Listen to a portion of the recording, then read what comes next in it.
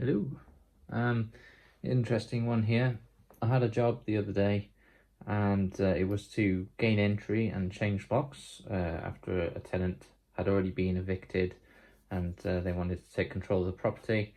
So on the door had a set of nice handles and this guy. So Arc Security.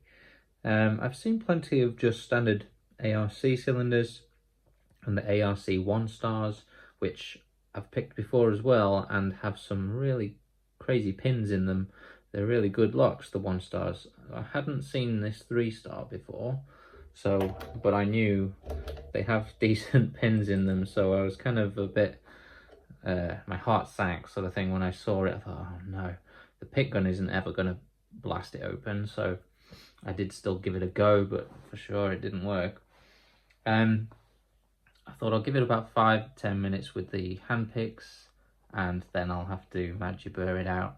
But however, it seemed to progress quite nicely with the hand pick, so I carried on, and again within about 5 minutes I managed to have this lock picked open.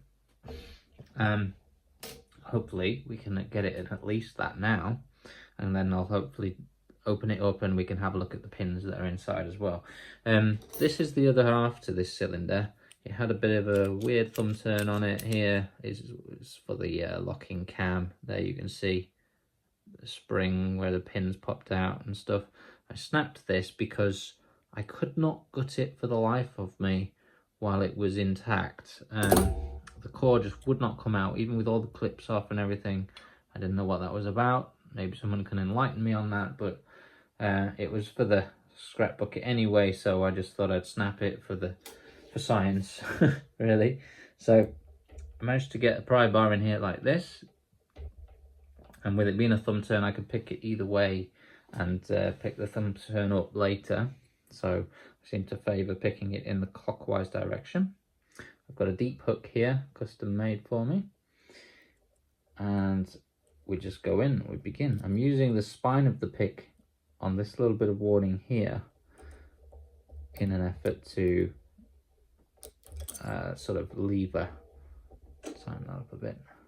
You can also use the top of the key profile here as well.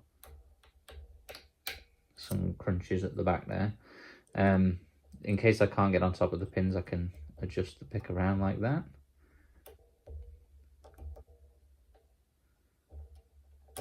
Ooh, tough.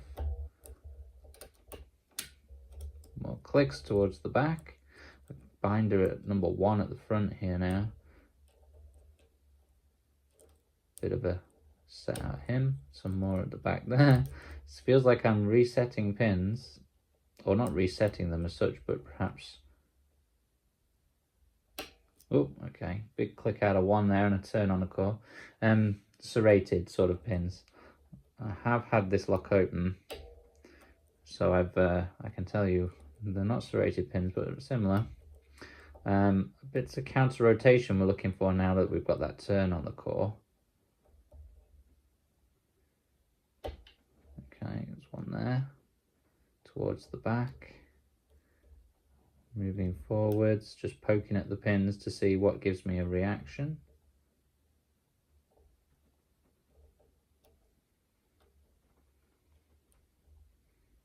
One at the back here. Okay, got him. Appears to be set. Start back to the front again and work my way back, looking for some more reaction.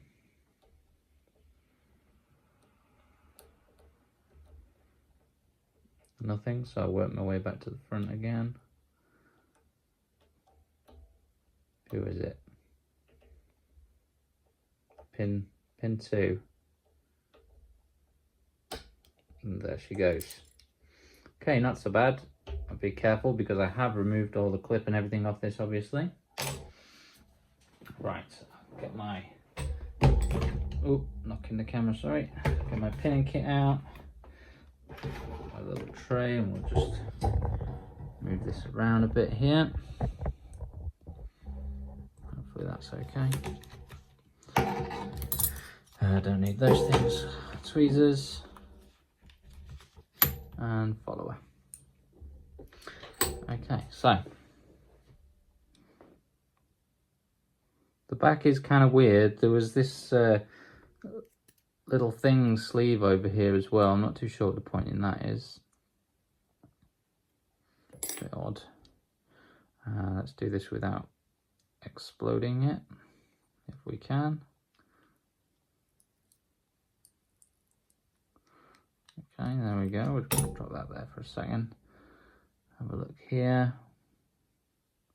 Now there is what seems to be some undercutting in there in these two chambers.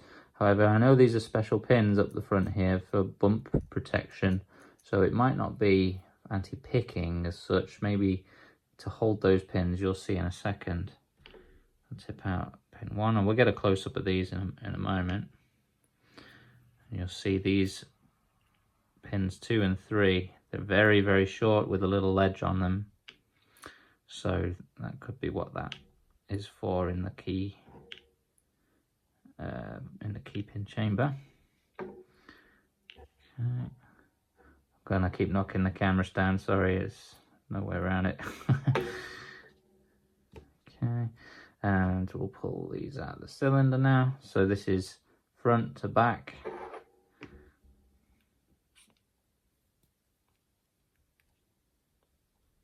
Pin 1, nice standard pin. There's a good chance I might speed this up and then we'll have a look at the end once they're all out. But we've got a bunch of these in here which are basically like ASA pins. Ah, yes, there is a double pin in each of these as well.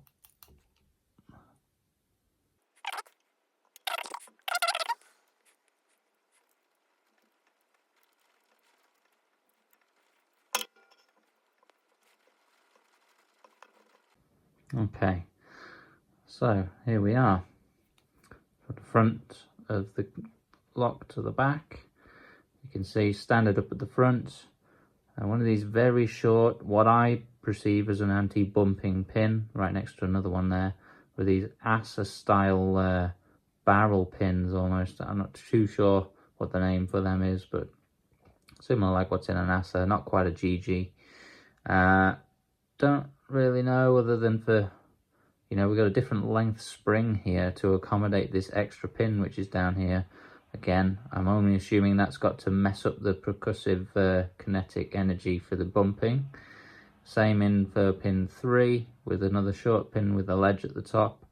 And you can see these ASA style pins throughout the rest of the lock here, and normal key pins up at the top of those. But again, you can see if we let everything settle down, these pins, springs are much shorter to allow that balancing of the chambers. Okay, there we go.